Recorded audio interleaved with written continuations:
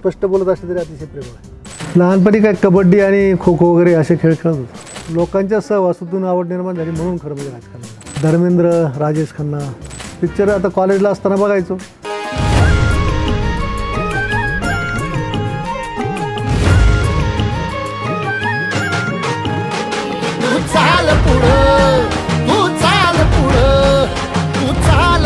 तुला रगड्या भीती कशाची परवा भी कुणाची मन सुद्धा तुझा गोष्ट आहे पृथ्वी मोलाची हा पृथ्वी मोलाची मन सुद्धा तुझा गोष्ट आहे पृथ्वी मोलाची तू चाल पुढं तुला रगड्या भीती कशाची परवा भी कुणाची।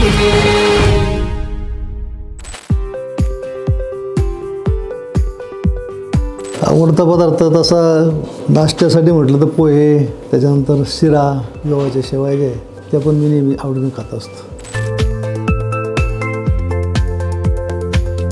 शिक्षण कॉलेजचं शिक्षण नगरला, कर्जत आणि नगरच्या न्यू आर्ट्स अँड कॉमर्स कॉलेजमध्ये झालं।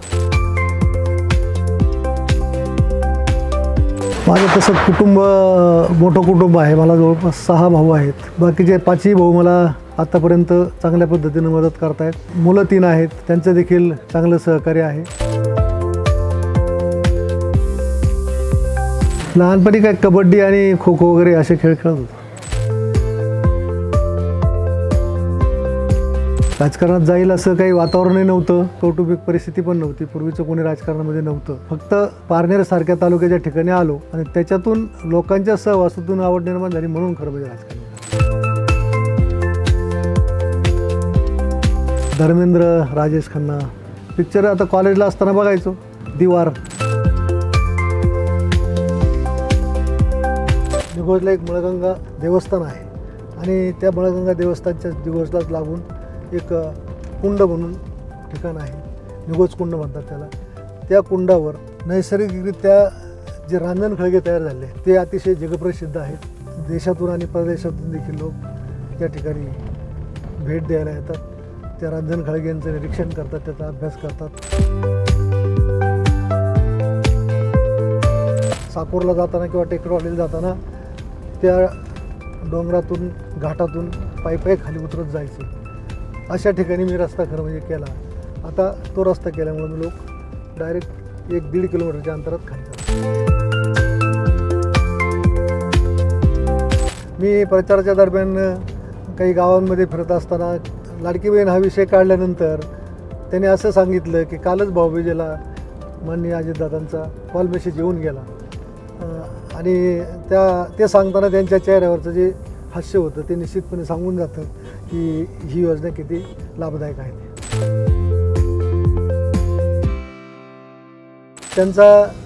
त्याच्यातला जो अनुभव आहे तो अनुभव निश्चितपणे चांगला आहे आणि म्हणून हा अर्थसंकल्प त्यांनी मांडत असताना महिला असतील, पुरुष असतील, वृद्ध असतील या सगळ्यांचा खऱ्या अर्थाने त्यामध्ये विचार केलेला आहे। तर आता निश्चितच अतिशय उत्तम अर्थसंकल्प या ठिकाणी मांडला। स्पष्ट वक्ते आणि दिलेला शब्द पाळणारं असं हे नेतृत्व आहे। व्यक्तिगत जीवनामध्ये देखील हळवे देखील आहेत असं त्यांचा एकंदरीत स्वभाव आहे। त्यांनी सातत्याने मी जेव्हा जाईल तेव्हा मी कुठलंही काम घेऊन गेलो तर मला ते मदत करत होते।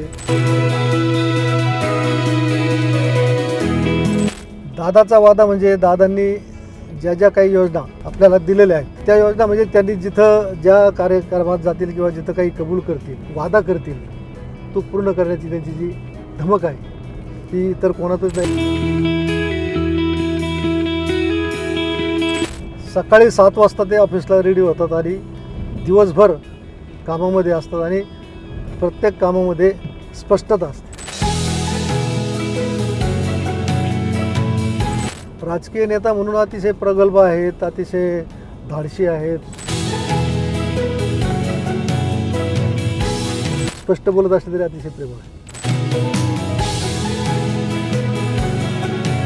मतदारसंघातले हे जे प्रलंबित प्रश्न आहेत, पश्चिमेकडे वाहून जाणारं पाणी पूर्वेला वळवणं, 1 टीएमसी पाण्याचं जे पूर्वीचं आश्वासन आहे ते पूर्ण करून घेणं आणि या मतदारसंघातील जे काही रस्ते आहेत ते रस्ते अतिशय चांगल्या स्थितीमध्ये करून घेणं, उन्हाळ्यात देखील पूर्ण दाबानं पाणी मिळेल अशी योजना मग ती मुळा जलाशयातून जरी करावी लागली तर अशी योजना राबवणं, एखादं आरोग्याचं मोठं हॉस्पिटल त्या ठिकाणी उभं करणं.